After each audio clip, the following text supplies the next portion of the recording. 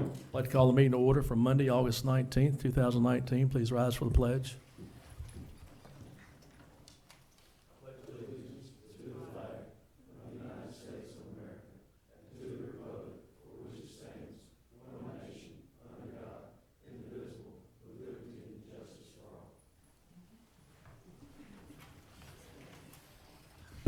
Alderman Dennis Moody will lead us in prayer. Let us pray. Our Heavenly Father, we thank you for another day that you have given us and blessed us. We ask you to be with us during our meeting this evening. Give us wisdom. We ask you to be with those in our community that have lost loved ones. Help comfort them, those that are sick. Help bring their healing about. We ask you to be with our first responders, our military. Watch over them. Be with us through all the rest of our days. These things we ask in thy name. Amen. Amen. Thank you. Please show all present here tonight with the exception of Alderwoman Vanetta Webb. Next item on the agenda, approval of minutes. I entertain a motion to approve the minutes from August 5th, 2000. Move. Motion from Mary Claire Hopper. Is there a second? Second from Coach Coles. Any discussion? All in favor say aye. Aye. Those opposed? Motion carries. Next item on the agenda, unfinished business. Any unfinished business? Next item, new business, attorney invoice. Your attorney invoice was attached for the month of July, the amount $16,158.50. I'd entertain a motion to approve the attorney invoice. So moved. Motion from Dennis Moody, is there a second? Second from James Baltimore, any discussion? Mayor, that doesn't include anything from Baker Donaldson yet, does it, on the pension plan? I didn't see anything in there, so we'll still have that in addition to. Yeah, that you're referring to the trial that occurred in August. Yes, sir. Most of this invoice looked like it was pension plan attorney's fees, but we'll still have Baker Donaldson's too. Is that correct? Yes, sir. This is the entire bill from the Alderman. You get the entire bill every month. Any other questions? Have a motion and a second. All in favor say aye. Aye. Those opposed, motion carries. Next item on the agenda, Recreation Committee meeting minutes from August 5th, 2019. Chairman Ricky Hammond. We met on August the 5th, had all members present. I think Edward and Mr. Baltimore were here too. We had a visit from Mr. James Earl Johnson, and he made his presentation for the trail, a walking trail to Jeannie Bell site. After he finished his presentation, the committee agreed to take his proposals into consideration. From discussion, the committee determined that the city should request purchasing agent Greg Williams to apply for a Blue Cross Blue Shield Healthy Place grant. The grant provides for repurposing and revitalizing government entities' own public spaces, promoting community engagement. The application will emphasize creating spaces at Jeannie Bell School site that brings communities together and be free and open to the public. A walking trail and landscape design will be recommended in the application. Fire Chief Brett Sipes was also on hand. He requested to use a portion of the city-owned property at the site for a permanent training location. Chief Sipes noted that the training site is required for ISO certification. The committee recommended that Chief Sipes work with the city engineer to develop a design for dual and compatible use for the property. I made a motion to approve the application. It was seconded by Mr. Cole, and the recommendation will be made before the full board. I'll make the recommendation now. Okay. So your recommendation, your motion is?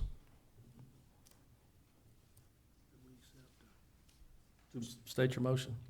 To submit the application. Okay. For the training facility and the trail, correct? Yes. Okay. Have a motion. Is there a second? Second from Coach Cole. Any discussion?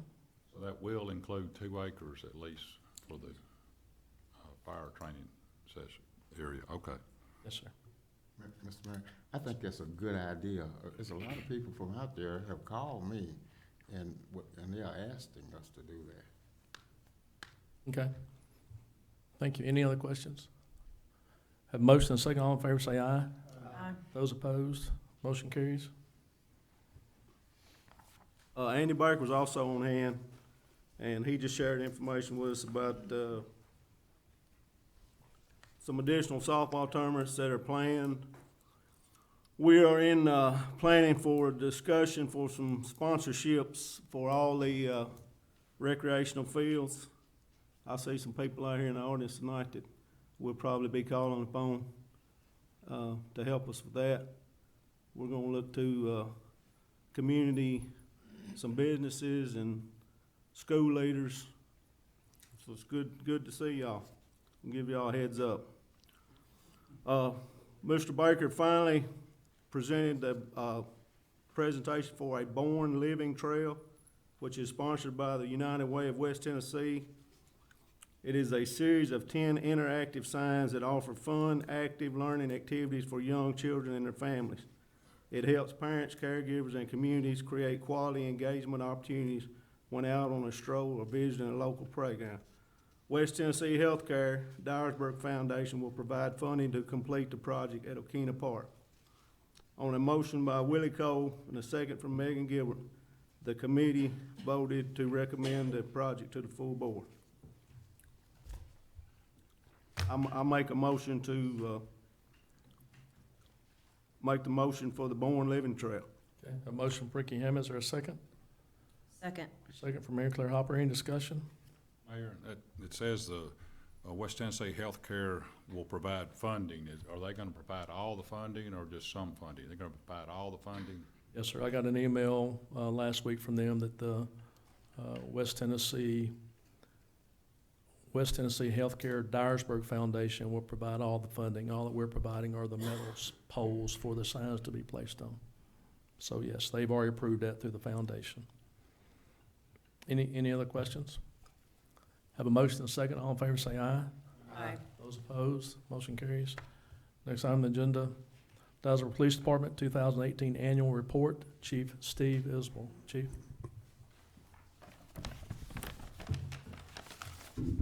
Thank you. You've been provided with a copy of our annual report. This will also be posted online within the next day or two, so the public can see it as well. I'll start out with law enforcement accreditation. As you all are aware, we recently went through our CALEA, what's called considered CALEA on-site. Our preliminary report has been very positive. I'll know for sure in November when I appear before the commission up around Cincinnati if they will award us our accreditation or not. In 2014, the department renewed its relationship and membership with Commission of Accreditation for Law Enforcement, which is referred to as CALEA. We received the award for Advanced Accreditation, Tier 2, in November of 2015. This enabled the police department to become one of the first agencies internationally to embark upon the redesigned 4-year accreditation cycle. Additionally, we are state accredited. We were the 4th agency in the state to become state accredited back in 2010, and we are due for our own site for state accreditation next month. I'll be keeping you posted on that as well. Moving over to traffic statistics, public safety, traffic is an important part of public safety. There are many things, obviously, in public safety that we're tasked to deal with, but traffic is important. And an example of this is in 2018, the department made 63 DUI arrests compared to 48 in 2017. There were 737 crashes investigated compared to 801 in 2017, and we had 0 fatalities also in 2018. So I think that's a result of enforcement, educating the community about the problem that we have. I think any of us can drive down some of the most dangerous intersections, and I'll cover those in a minute. But just so you understand that the volume of traffic on Lake Road from 51 bypass to 78, or the interstate, at last traffic count was over 30,000 vehicles a day on that stretch of roadway.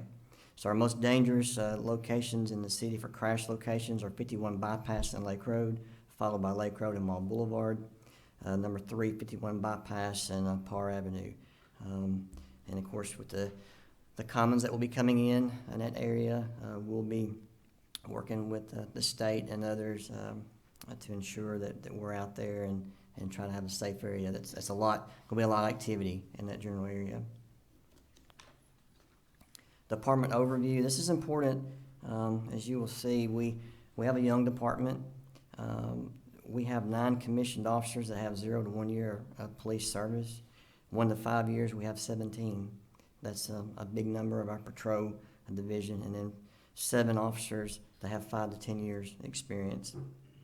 The average age, 20 to 25, we have 9 commissioned officers. 25 to 30, we have 9. And 30 to 35, 11. Going into our risk management analysis, it's a detailed report, and we do this every year.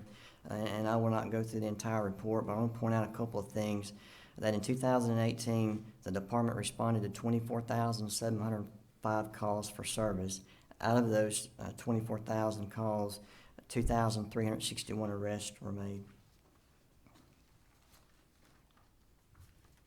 Out of those arrests, where officers encountered a resistant person or force was used, 66 for soft hand, which is takedowns, things of that nature. 8 hard hand, which are actually striking actions. 0 by baton. Had 17 taser deployments. 0 pursuits. 15 chemical agents were used during the arrest, and no weapons during this reporting period. Suspect race and gender of resistant subjects, this is juveniles. 1 male white, 1 male black, 1 female white, 4 female black. Resistant subjects adult, 27 male white, 27 male black, 7 female white, 12 female black, and 3 Hispanics. Injury to officers during these encounters, we had 8 officers injured during this period of time compared to 4 suspects injured during this period. We also run an analysis for historical data. Currently we're at a 13-year analysis, 2005 through 2018. During this period of time, there were 33 officers injured with 0 deaths. During the same period of time, 62 suspects were injured and 2 deaths.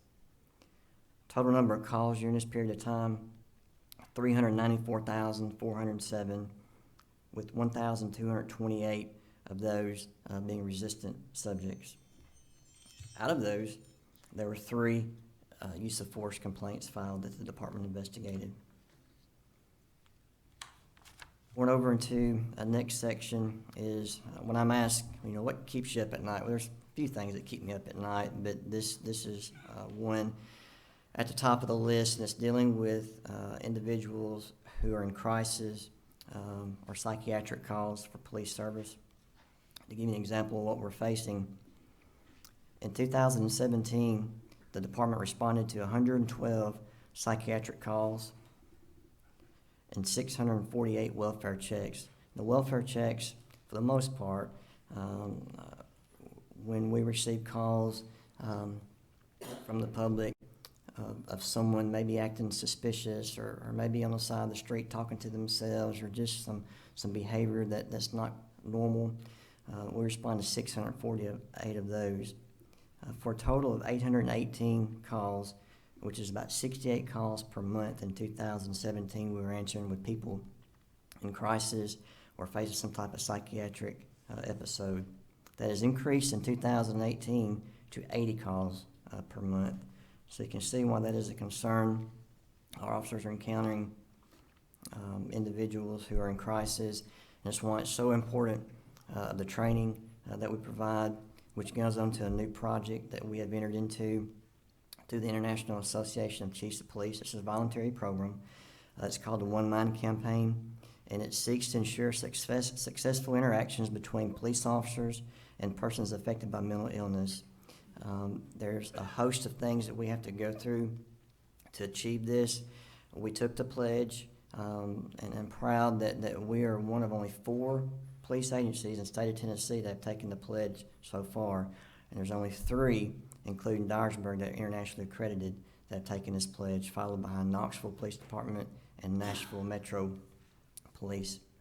Additionally, I'm proud to say that Director Spence at the EOC, our dispatch facility, and Chief Sipes of the fire department have agreed to volunteer, or have agreed to join with us. We'll provide training for their personnel. Of course, the EOC, our dispatchers are usually the first contact with people who are in crisis or someone seeking help. A lot of times fire and EMS are the first on the scene, and they're both open to have this training. So all of our public safety personnel in the city of Dyersburg will have this type of training. Other initiatives that were launched in 2018 is our Community Changer that you've heard about. We recently had very successful Community Changer cookouts where we went to each location in the city of areas where there had been emphasis on these communities for crime or things of that nature. Community Changer came about just as an idea where we have 3 core principles. That's civility. Just be kind to one another. Again, it seems that civility's kind of been lost in today's society, and we might not can change the world, but we can come together and we can make positive change in our community. COP, community policing, or community outreach, and then mentoring, which is so important today with our young people. And it's just a simple motto: be the person you needed when you were younger. We've all had mentors throughout our lives. I still have them today, and there's so many of these youngsters that need a good mentor. We also created the Community-Oriented Policing Division. It's staffed by 2 officers, a sergeant and an officer. They have done a number of community projects and will continue to do that. We have Sarge as our mascot. He's been very popular with the children and even adults. We also have the 2 canine, multi-purpose canines that are in service with the department that were brought on this past year, Axel and Drago, that you've heard about. Of course, you know that we bought the firearms training simulator, and this is it allows training staff to reinforce marksmanship, performance under stress, and to evaluate the officer's decision-making process during training. It's not all about marksmanship. It's about making the right decisions, whether to use deadly force or not. We hope to set this up for you all in the near future, where you can go through a scenario and see the pressure and that are on these officers when they have a split second to make a decision. It's some of the best training out there, and I'm so proud that we were able to purchase that. And lastly, I'll go over the crime report. This has been out for several months, but I want to hit on a couple of highlights. First, percent cleared. We're up to 43.61% of our cases cleared. The state average is 41.40%. 5 years ago, we were averaging low 30% to mid 30%. So we're proud of that. Again, total arrests were 2,361. If you look at the TBI report, you'll see that there were 2,077 arrests. The additional 284 arrests are not counted through TBI. Those are cases like suspended license or when officer serves warrants on individuals. So for total, 2,361. In the violent crime category, we had 0 homicides in 2018. Kidnapping, we had 15, which was up 1. But out of those 15, 12 were domestic related. Forcible rape, 7, that's down 8. Aggravated assault was up 35. We reported 181 aggravated assaults and 429 simple assaults, which is down 101. Out of the aggravated assaults, which was 181, 55 of those are domestic related. Out of the 429 simple assaults, 214 were domestic related. These are cases where people are involved in a relationship that are hurting each other. Crimes against property, burglary, 215. That's an increase of 6 from last year. Robbery, 16. That's a negative 8 from 17. And we had 138 theft from motor vehicle, which is up 16. Had 24, 70 DUI arrests, which is up 24. Drug violations are up 247. That's an increase of 40 from last year. And weapon law violations, where officers are dealing with individuals who are armed or in some type of criminal offense that are armed and are charged, 37. That's up 14. So that concludes the annual report. Again, there's a lot of data in here, and I would encourage you to take some time and read through that. If there's any questions, feel free to give me a call, or I'll answer any tonight if you have any for me. But I'm proud of the work that the officers are doing. When I said earlier that we have a young department, I'm certainly not complaining about that. They continue to amaze me, the situations that these young men and women find themselves in every day when they come and serve our community. I'm very proud of them, and I know you are as well. Any questions of the chief? Chief, you mind, just for the board's sake, telling us when you hire an officer, the process? I know we send them to the academy, they graduate, they go, how many weeks they stay there. They come back here, have training as well with field training officers. So take us through that process just for the benefit of the board before we let somebody on the street by themselves. Sure. If we hire someone who has no law enforcement experience, they go through, I believe it's a 16-week field training program with a field training officer. Everything that this officer does is with a field training officer.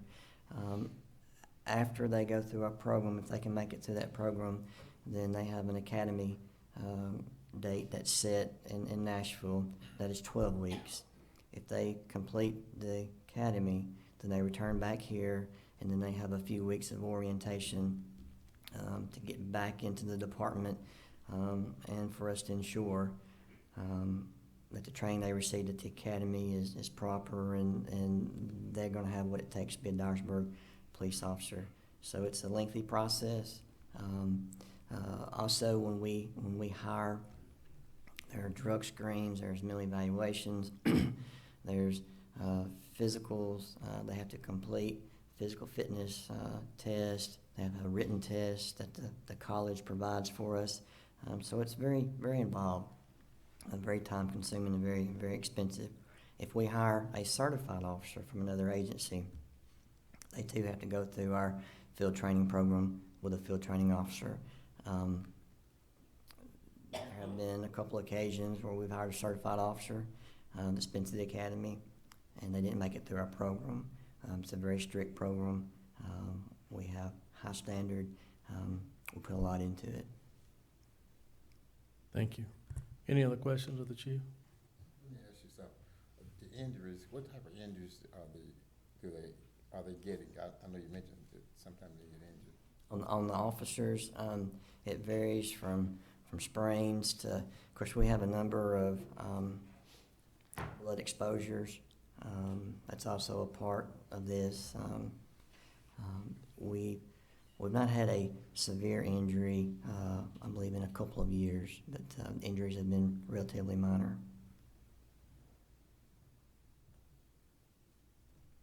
Any other questions?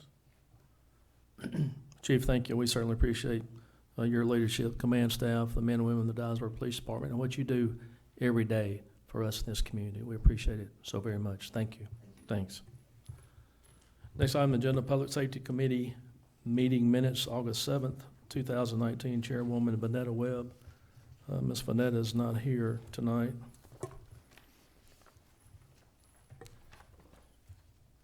Let me find it. Pretty lengthy minutes. I won't read all of those.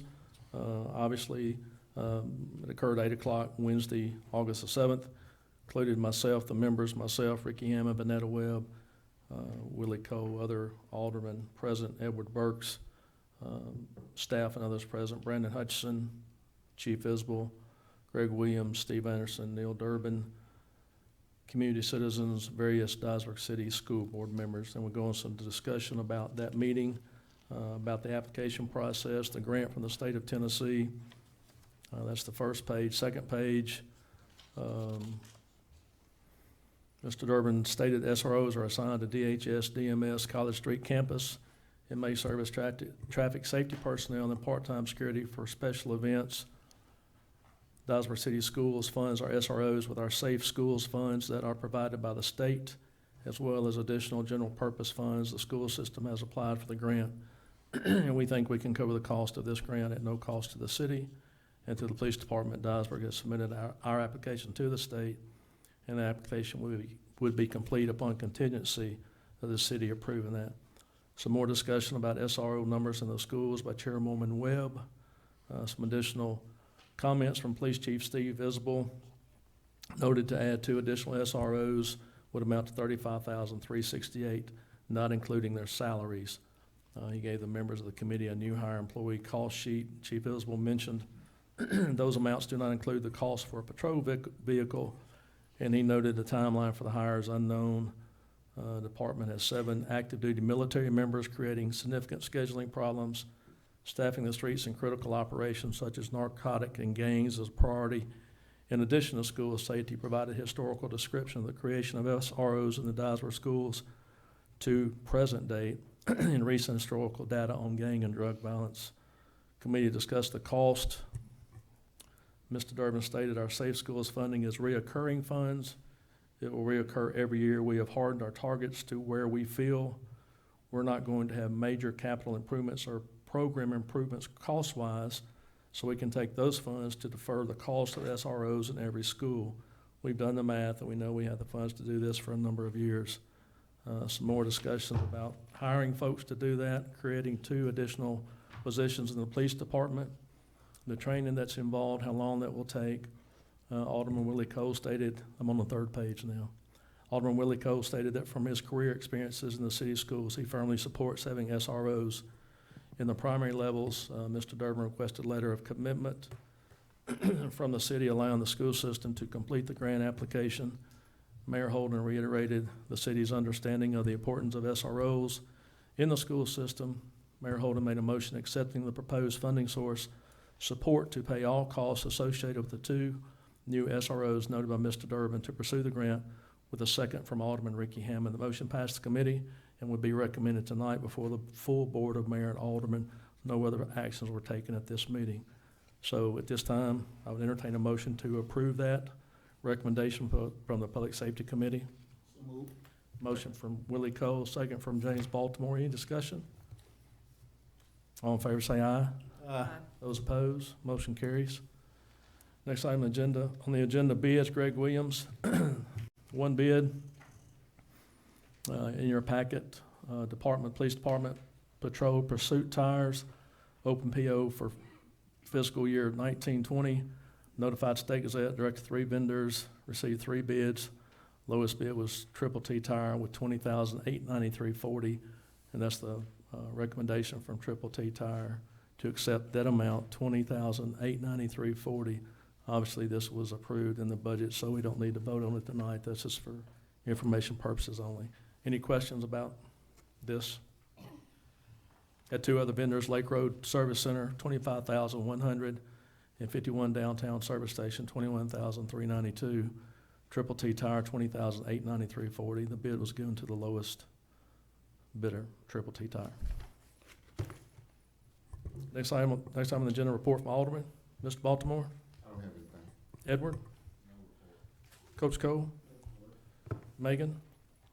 The cemetery director, David Folks, had reached out to all of the aldermen via email on August 8th, addressing some questions that have been had about the upkeep and various other things.